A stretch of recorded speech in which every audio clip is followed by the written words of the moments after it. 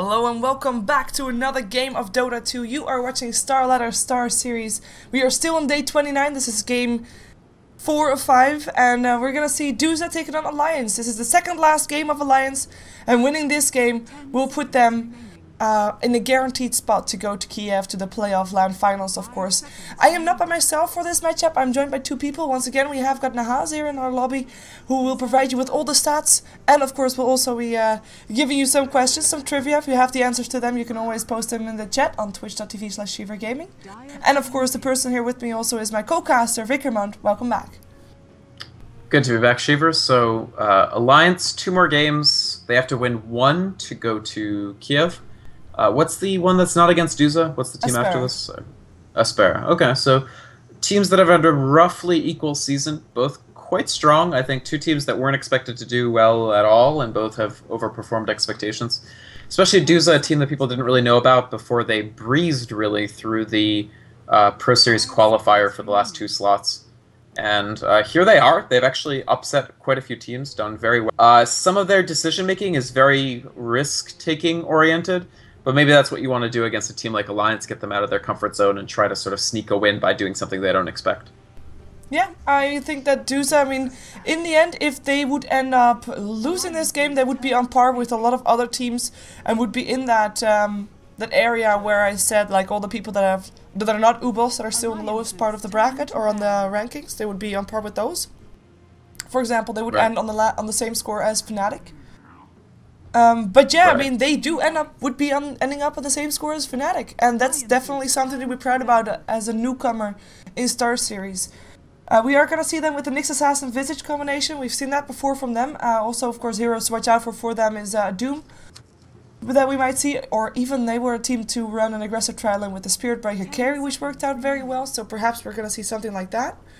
But I think Nyx Assassin Visage is at least something they're very comfortable with. In terms of bans, though, I mean, they always let the IO through. That's something that Duza has been doing almost every single game. It's true. Whether you want to do it up against Alliance is the next question. I'm not sure about that. Alliance are certainly one of the strongest teams to actually use that IO. But yeah, Duza, I mean, it's their policy, really. They feel that they can handle this hero, and so they let it through usually. Doom, interesting that he's still through. This is a hero that Duza relies on quite a bit as well. I know that it seemed like in the second half of the season they were trying to sort of diversify themselves so that they wouldn't have to always rely on Doom, especially because he might cop a ban. The other interesting thing about the bans here is that Alliance really does seem to hate playing against Treant Protector, because this is the second time we've seen... It seems like they rate this hero higher, or at least they don't like playing against him more than almost any other team. Otherwise, why would they, you know, take that ban out so early? Yeah. Maybe it's still because EGM could be drafting. I mean, we already said that he probably wasn't drafting, but he could be drafting. Maybe EGM just doesn't really like the tree. We've got a Darkseer and a Lifestealer ban out, as well as the Bounty Hunter and the Alchemist. We still have a Lone Druid in the pool, by the way, so in terms of heroes that Bulldog normally plays, Lone Druid could definitely be one of them. But look at this. We've seen this before, actually. Loda playing carry Abaddon. Depending on your matchup, Abaddon can also mid pretty well. Yeah. But yeah, it's most likely a carry Abaddon. It's an interesting choice. He doesn't scale as well as some other heroes, but certainly if you're able to get amazing sustain and just spam your spells constantly and have a pretty beefy auto attack, then that could be very nice. Duza picking up the Timber Saw, I like this. They've seen 2 strength heroes already out, actually with Clockwork. I was about to say, I don't think this is a Lone Druid game. I think this is a Clockwork game, although Lone Druid would have been fine against Weaver. This now has 3 strength heroes, all going to get hit really hard by that Whirling Death. If Mib the Best can do well on Clockwork, which we've seen him do very well, we've seen him do only okay, I think this Timber Saw is going to carry a lot of the freight of this game. If Duza is to win, they probably need the Timber Saw to be the spearhead. Yeah, I think so too. I would prefer to see Weaver in the safe lane and still pick up different off lane and like pick up an aggressive trial and put Timbersaw mid perhaps, but I mean there's still so many possibilities for Duza here. I mean I don't think Weaver is the typical carry that Limbo often goes for. He normally has got more sturdy heroes that he is on, so there's room for Doom, and they could do Timbersaw mid, Weaver, and then Doom. I don't know. So definitely an option. Yep. Well, let's see what they're planning on. First, they have to ban something out. They're banning something out that is gonna be... Because, you know, Clockwork, both Bulldog and S4 play that one. So it's really tricky to now see what they still need. Do they need a mid? Do they need an offlaner? It's true. It's a good point. Are they still gonna ban out a lone druid, or are they just gonna let it go? It's basically the question. Yeah, they could add Lone Druid on and have Clock, SR Clock. That could be quite good. An issue would be if they take Lone Druid, they've got a Clockwork, but then they've got all their damage dealing is basically melee, so it's going to be tricky to harass with cogs. It's clear that Duza thinks that this will be Bulldog Clockwork, but yeah. I do think they could diversify into the Lone Druid. Yeah. He is strong against Weaver. He's not too bad against Timbersaw.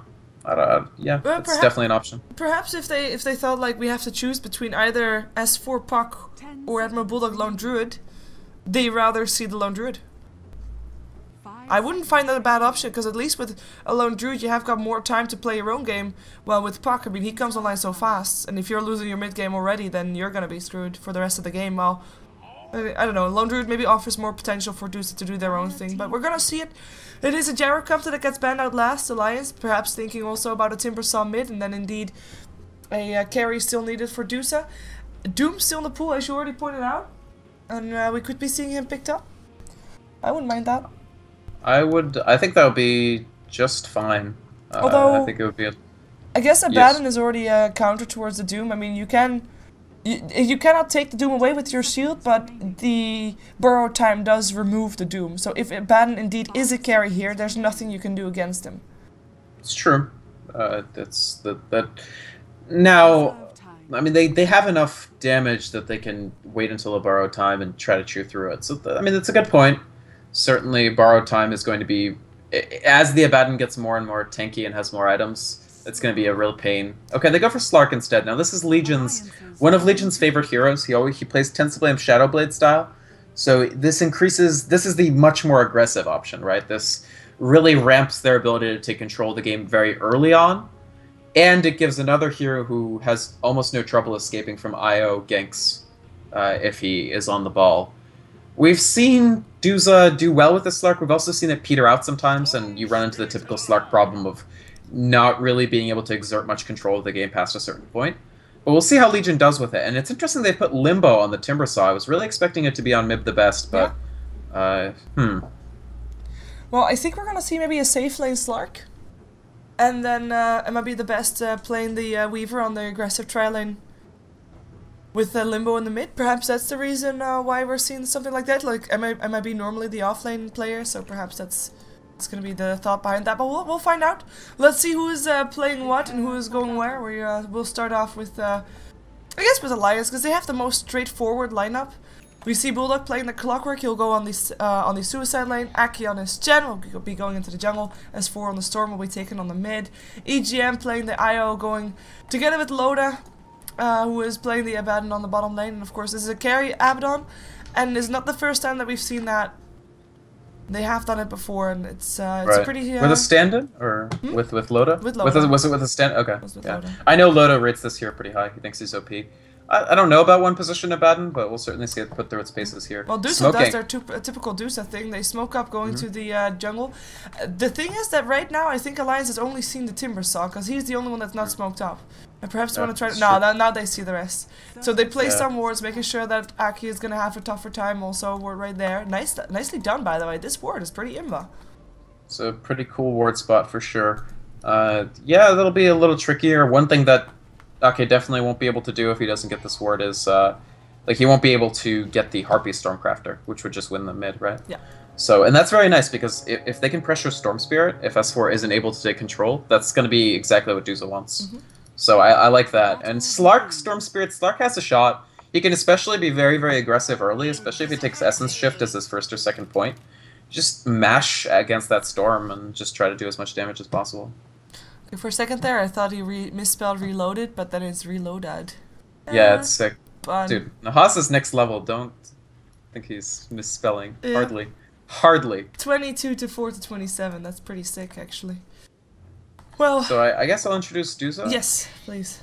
All right, so Duza, they're not playing to get to Kiev, but they are playing to cap off a very impressive debut season in StarSeries. Mib the best, with his Invisirun just ending up, is in the solo safe role as a Weaver, going up against Alliance's rotated tri-lane.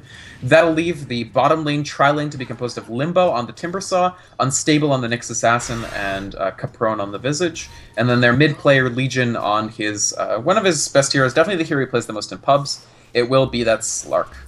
Yeah, and indeed, also Aki rotating into that Dire Jungle. Didn't get lucky, didn't get a Harpy Stormcrafter, but we'll see what he gets next. And that will leave Bulldog up against an aggressive tri-lane. I think he should be able to be just fine. I mean, those cogs will be allowing him to escape, and I'm actually expecting Duza to maybe rotate their lanes as well. Possibly.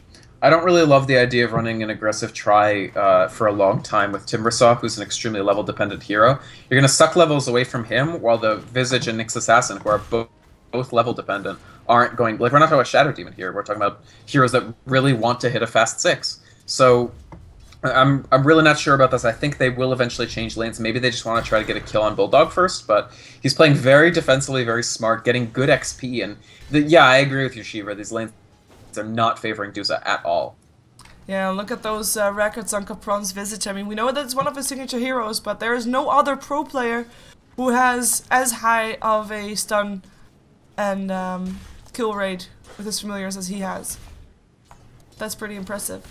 Yeah, he does get a ton of kills on that Visage, and sometimes that actually takes Farm a little bit away from some of their carries, just because he's picking up so many of those kills, but certainly Visage can reward some amount of farm as well. He can get Aghanims, etc.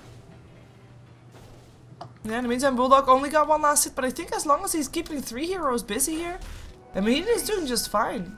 We do have a rotation though. Unstable picked up a haste and is moving towards the mid lane. Perhaps he can save Legion because Legion is going to get ganked upon. In comes an Impale helping him out. Legion should be able to bounce himself away. Does do so. And that's going to be Legion not being first blood. Very close though. If that Nyx Assassin wouldn't have picked up that haste rune, that would have been a goner. Right. I mean, nicely done by Unstable, certainly, to help out his friend there. Legion needs to do okay in mid to be able to scale. And Ake is just pressuring him so heavily to the point where they're going to make a play for the courier. If they snipe the courier with the bottle on it's over for mid lane. It's over, period. And haste rune. In your face, nice. Ake. Good. I mean, critical, right? Yes. Really, really, really critical. Very. In the meantime, Bulldog might be finding himself a pick-off though. Doesn't cog up Caprone with himself, so that might be actually putting him in some danger. In comes a Soul Assumption. That's gonna be first blood. Oh, Timber Chain doesn't hit. That's not first blood just yet. Can they still get him is the question. Unstable will try to maybe look around. No, they don't get him. That Timber Chain level 1. Whew, so close. If he just waited a little while longer, that would have been first blood. Yeah, if you gotta click it right on the tree to be 100% sure that it's not gonna miss. Yeah, that's definitely a huge missed opportunity for Duza. That was an easy opportunity for a first blood, just would have really relieved the pressure on them in some respects, especially to make this tri-lane worth it. Instead, I mean, we've got a Slark who's about quite a bit behind S4. 21 for 8 to 10 for 0. I mean, he's losing XP. He's a melee hero, so it doesn't hurt that much, but S4 is definitely dominating this lane, and there's the ever-present threat of Ake coming out and ruining your day. Speaking of Ake, yeah, he's going for the best. He's able to Shukushi himself away. Is it going to be fast enough? I think it might be. Yep, he's fine. Really nice Shukushi coming out. And Alliance, they tried to do something very sneaky and very clever there, and they didn't quite catch it. They wanted to tether stun the Weaver with the tether to the Centaur, and then Centaur stomp. That would have been a kill, but they didn't quite. They get it this time though. That's going to be first blood right there. Haha. Well. That's there you go, a visual display of what we were just talking about. Yeah, and you know, very well executed. No hope there for maybe at all, because he will be first blood for his team. As surprisingly, despite the good record of Legion on his Slark in terms of kills and assists and such, he hasn't won a single game in competitive Dota with it just yet. So perhaps this is his chance to make up for it. Could be. It's a very tough opponent to be trying to do that on, though. But yeah, we'll see. I doubt that this is even going to go as well as his previous games at this rate. I mean, if they can create some space for him, especially if the supports can come gank S4 successfully, that would be one thing. But S4 is now level 6, so that time window is already a little grim. You can see Nyx Assassin actually has rotated up. They want to try to pincer Ake, perhaps. And this is actually pretty good timing. If Legion can start participating in kills, that would catch him up in a jiffy. Yeah, and they're going to try to go for this. The pounce already there. In comes MB as well. Does the Impale up on 1. That's going to be Aki dead. Maybe S4 can make something happen, though. Nope, he can't, but he is also not going to die himself. Nice pickup for Duza, for sure. good anticipation on knowing where Aki would be. Yeah, that was a very smart play by them, and actually, like I said, getting Legion that kill is very nice. I think gets boots off of that. Yeah, boots and magic stick. Great, very useful. S4 has been using quite a bit of zoning with static remnant rank 1, so that'll let him start gaining some health off that. Arcane boots, very fast for Limbo apparently, but well, we'll see how much he'll be having effect with it. He's actually getting stuck inside cogs with Bulldog, gets himself some harassment here. Actually, for a second there it looked like he disconnected, but he just doesn't want to walk out of the cogs because that costs him some mana, of course. So in the end, just takes a lot of harassment, still has a salve, so he'll be fine. We have got a full rotation, by the way, with both of the supports now hanging out on top, leaving Limbo all by himself on the bottom lane. And they're pulling and stacking because they need their levels. I mean, look at that. Unstable is still level 2. And we take a look at the supports of Alliance. They've got EGM sitting at level 5 already, almost ready for relocating purposes. And we've got Aki sitting at level 4 as well. So even though he's been shut down a bit, he's still been able to find some levels. And perhaps Loda can find him some extra last hits here. He's, by the way, level 5, so no burrow time just yet. But with one of these creeps, should be able to get it, actually. Spirits coming in. Ooh, Unstable taking a lot of harassment from those spirits, actually. Now the burrow time is there. But, I like the 3v3 by Duza. Like, this try versus try, I think, is not unfavorable to them. I'm surprised it took them so long to decide to do it. Alliance's aggressive tri-lanes are probably the least successful thing for the team, so to decide not to try to punish that at all and just to ineffectually swipe at Bulldog for 5 minutes, I think it cost them a lot of potential advantage. And now, yeah, I think as you correctly highlighted, Shiva, they're now at a substantial level disadvantage. Io is almost level 6. Loda on Abaddon is level 6. He has his borrowed time, so it becomes much more difficult to kill him than it would have been before that. And of course, Ake is doing fine as well. Here's the pincer, but I think borrowed time is just going to keep Loda alive, even if they land If they get the courier, though, that would be nice. There we go. That's a courier killed. Sure. Well, that's probably, I mean, oh, wait a second. Legion is going to go down mid. S4 able to make that happen with Aki. Aki actually got level 6 off that kill, so he now has his Hand of God. And one of the things you would be looking at if you're looking at level 6s is, of course, MIB the best. Oh, he now is level 6. Actually, they're going for Loda. In comes the borrowed time. Chasing him down. Borrowed time already off again. Hookshot comes in from Bulldog. Gets himself 2 time lapse away from MIB. Capron still possibly taking a lot of damage. Unstable first dead though. EGM with the spirits making that happen. More spirits coming out. Doesn't get a double kill with it, even though it was pretty close. I think maybe with the shield he could have tried to get that. Maybe he ran the risk of just dying to it though, so just a little bit more of a conservative approach from EGM, but he's having a great game. Now part of 2 kills, very close to that relocate. Limbo in a bit of trouble. Yep. Invisibility rune of S4, he'll just walk up towards the target. Aki hanging around there as well. He does have got a couple of set targets, so some extra magic damage to burst through that armor, even though he didn't actually pick up any reactive armor. Can they actually chase him down? I think they can. They should be able to. One more hit. There we go. Killed. In the meantime, Clockwork does still go down the top lane. Legion coming in there to pounce up on the Clockwork and kill him off. So 1-for-1 trade in the meantime. Like that's solo off lane versus solo off lane killed off. I guess it's an even trade. I mean, the Timbersaw didn't take reactive armor because he had so much protection and no harassment was coming in because they had the tri-lane, but is it worth it? Like, is it worth it to have the extra damage by not taking reactive for the amount of trade-off that they paid for that? I'm not sure, because as a result, yeah, as soon as S4 directs his attention towards the Timbersaw, he drops like a stone. Sure, he almost had enough damage to do something to S4, but S4 lives, he dies. It looks like S4 probably going to go ahead and make that Orchid, and it's going to be pretty fast. Yeah, I think so too. I mean, he's looking pretty good. He is actually on par with the free farming Abaddon. Abaddon highest up on net worth. It's 20 gold difference though, so it's really no difference. No towers down yet on the map, but look at that gold graph difference already. I mean, we're 10 minutes into this game, and 2,500 gold is in favor of Alliance without taking any towers, and only 2 kills difference. So that's a pretty steep difference right there, and I think most of it goes into that Slark, who just didn't have the mid lane that he wanted to have, and is now forced to try and well, catch up before he can actually try and rotate around. Normally, a Slark with treads and a poor man's shield or something like that is able to get a lot of things done, but he is just not going to be that kind of Slark because he is so shut down, so behind. Oh, Limbo again in some trouble here. Yeah, he's gonna have to. He has to just play more defensively positioning-wise because he doesn't have that margin of error that he would have by having taken reactive. Yeah, I don't know. I mean, mid the best. He has some room. Not even really. He's too nervous about the Abaddon, especially now that he has DD rune. Full drums, so he's got very, very, very speedy. He's able to chase you down with that Curse of Avernus rank 1. It's pretty scary to be the Weaver here, and you can see he only has 25 last hits. Yeah, he's definitely not being a safe lane farmer for sure in terms of last hits. He actually gets going up on... No, they go up on load at first. The Impale. Still there. In comes the Soul Assumption. Burrow Time is of course still there. They have no chance of taking him down. Perhaps they can take down EGM though. The Pounce still hits, but the Tether was actually at the same time of the Pounce. So he gets himself out. Gets a shield as well. So we'll be living once again. Yeah. In comes S4 and Unstable in a lot of trouble. Spike Carapace, is it enough? No, it is not. In comes also Limbo. Want to try to take down at least EGM. Soul Assumption comes out. That's a 1-for-1 trade.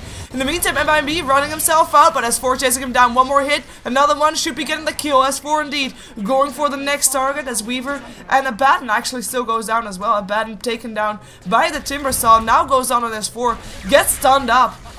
Out of mana now completely. Legion actually chasing him down. Nice cogs though, making sure that Legion cannot go there with his Shadow Dance. 6-4 in the end. An even trade in terms of kills, but in the end it looks like Duza is the one that gets the most out of this one, especially. Nah, they don't get anything on the tower. Even trade, I'd say. Yeah, I'd say even trade. In general, any fight in which Slark manages to participate, and he's now participated in all 4 of their 4 kills, is very important for a team where Slark had a tough time early, right? He has less than half of the last hits of S4, so it's extremely important that he actually manages to participate in as many kills as possible. So I think it's a fine trade for Duza. I just still don't really see the path to victory is my problem. Oh, there's S4 jumping in on Legion again. Easy kill with EGM jumping in and dropping those huge spirit bombs. Yep. That's the thing, that the IO has leveled well enough, he's level 7, that those rank 4 spirits do very appreciable damage. Yeah, talking about levels, Nyx Assassin is still level 4. So no vendettas just yet. Limbo actually comes into the mid lane, might be trying to do something here. Gets 4 text, S4, gets some help from EGM, Spirit's also flying, that should be enough. Limbo tries to get himself away. Not sure how successful it will be though. Nope, not very successful in the end. S4, killing spree. EGM, you might want to tether yourself out of there. There we go. Almost doesn't get away from the spirit, from the creep, so if S4 comes too close, but they get it. They get the tower as well. In the meantime, the bottom tier 1 tower was picked up by Loda, and he's now already bashing on the tier 2. And MIB is the only one. Look at the satire harassment. That shockwave, no joke. Oh, Legion. Who pops himself on the Shadow Blades. Or not Shadow Blades, Shadow Dance. Fast enough for him to live. But perhaps the tier 2 tower will still get dropped. I think that's definitely the case.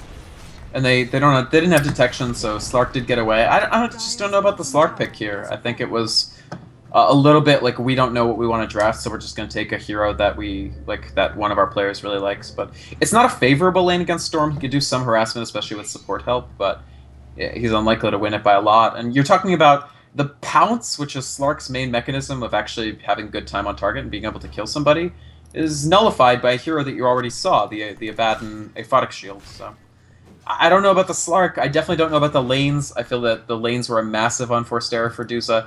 And at this point, it looks like Loda will just go straight to that Sange. I don't know if he'll go for...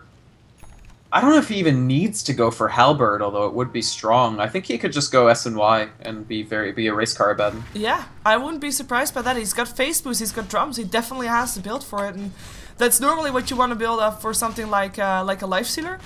But perhaps he just thinks like, you know what? This build works well in Life Stealer, let's see how it works in Abaddon. And it goes just fine for now. Tread's now up for the Weaver, but I mean, I'm mentioning Treads at 14 minutes into the game on a safe lane Weaver. It's not good. It's not good whatsoever. He's actually lower on net worth than the IO is at this point. Yes, the Weaver is, maybe the best has struggled. I mean, he was up against a pretty difficult tri-lane that an Alliance did a lot of very clever plays there, but just in general, I mean, S4 is once again in danger, like he was in the puck game, of just taking over the game, because he is 3-0-3. He has the full Orchid at 14 and 15 minutes. I mean, not quite as fast as he had the Orchid against, the Blink against Ubelst. So he's, but I just still think the Storm Spirit is unanswerable, really, by Duza at this point. Yeah, there's a relocate available, but as long as they're getting free farm here on this mid lane, they won't leave just yet, even though Duza is setting up for perhaps a fight top though. Maybe take their first tower. They have got everybody rotated there, and they might be giving up a tier 2 tower for it. Perhaps they can get Loda here. Not the easiest kill though. In comes Aki as well, will be there to set someone home. He goes to relocate, they want to try and fight this. Impale already up on 2 S4. And EGM taking a lot of damage, but the Hand of God is there. Capron and MIB already dropped down. 2 heroes dead on the side of Duza, looking for more. S4 jumps himself in, gets himself a triple kill in the end, and only 1 hero lives. It is Legion. Not for Legion long. is gonna get... Punches himself away, jumping for S4. I mean, there's still a bit of reaching for him, but it doesn't really matter. That's still going to be a kill. Loda just hitting him to death. That's going to be a wipe. None of the heroes of Alliance went down for that one, even though it looked so strong with an Impale up on 2 straight away, but just the Hand of God, the heals, it's too much. It's too much. Okay, pretty good Chen. That was an amazingly timed Hand of God. Interesting that I love the 3 Setter Tormentors. He's just launching all 3 balls, and it's like actually a lot of damage. Like, it's what, 125 per. So when you get 3, it's almost like it's a really good nuke. It's 375 AOE nuke total, pre-resist, but still. Yeah, Duza just got blown out. I actually thought that their response to the relocate was good, but Hand of God mechanism. S4 jumps himself right into 3, but it looks like he might be able to get away with it with the shield, with the heals. He's almost dead. No mechanism keeps himself up. He is gonna be fine. Perhaps no. He still gets picked up. Limbo. Make sure that he gets himself a kill. Will be going down for it by the looks of it. 30 HP left. Oh, the ball's actually missed from Aki, but the ball's hit from EGM, so that's going to be a pickup. He buys back though. TP's back in. In comes the Dust. They want to go for MIB, who's already forced to time-lapse himself away. Legion stuck in cogs. In comes S4 again as well. Bought back as well. Down goes Weaver. This time the balls of Aki hit, and that's going to be a triple kill for S4, making it worth it for him to buy back. Nice Impale from Unstable. Nice Pike Carapace from Unstable, but he is just going to be food from now on. This is going to be 4 dead once again on the side of Duza. And the only one that ends up being dead is nobody, because also Chen buys himself back. So buybacks all over the place. Tier 2 tower drops, but Duza goes down again, and this is looking pretty bad. It doesn't look like Alliance is planning on backing out of this one. No, there's no reason to. The thing is, Abaddon at this point is now substantially... He has a really good... Like, he can actually sustain for a decently long time. So, he's able to constantly heal. Like, you saw in that last fight just the huge impact of the mechanism, the IO, the Abaddon. They have so many heal sources that it just becomes very difficult to kill anybody. And now that their sustainability is building, now that they also have the S and Y just to give Abaddon even more speed and damage. Like, with Phase active, he's actually damn near the max movement speed. And then with Tether on him, he definitely is at max move speed. So he's going to chase you down, he's going to kill you, and S4 is going to be up there in the front lines, tanking a lot of damage and getting out alive time after time of crazy situations. Like, he's able... It's like a dream with this team of how far you can dive and feel safe. Yeah, it's quite insane. He is, by the way, sitting on 9 to 1 to 9. Oh, in they come. Let's see how far they get. S4 already jumping himself in there. Legion already forced to go and get himself out of there. Perhaps regen him some more up. Capron stuck in the cogs. Will try to do what he can before he dies, but die again. He shall. EGM getting forced back, and it's actually S4 that's dominating. He is just in the back end, got pounced upon. It might be trying to chase down Legion. He knows that he's around there somewhere. The Shadow Dance ends, and the Orchid is up again. He will be going for him. The pound's still there, but I don't think it matters. One more hit. Boom. You're dead. Double kill for S4 once again. Maybe they get the last one here too as well. Limbo, last one alive for his team. Indeed, he goes down. A team wipe, another one with only Aki to show for. Alliance, they're gonna get themselves a victory and hereby have themselves a guaranteed spot in StarSeries in Kiev, the LAN finals, of course. As to right after this game, we're gonna have their last game of the season. I say right after this one, but this game was fairly fast, so perhaps we're gonna have a bit of a break.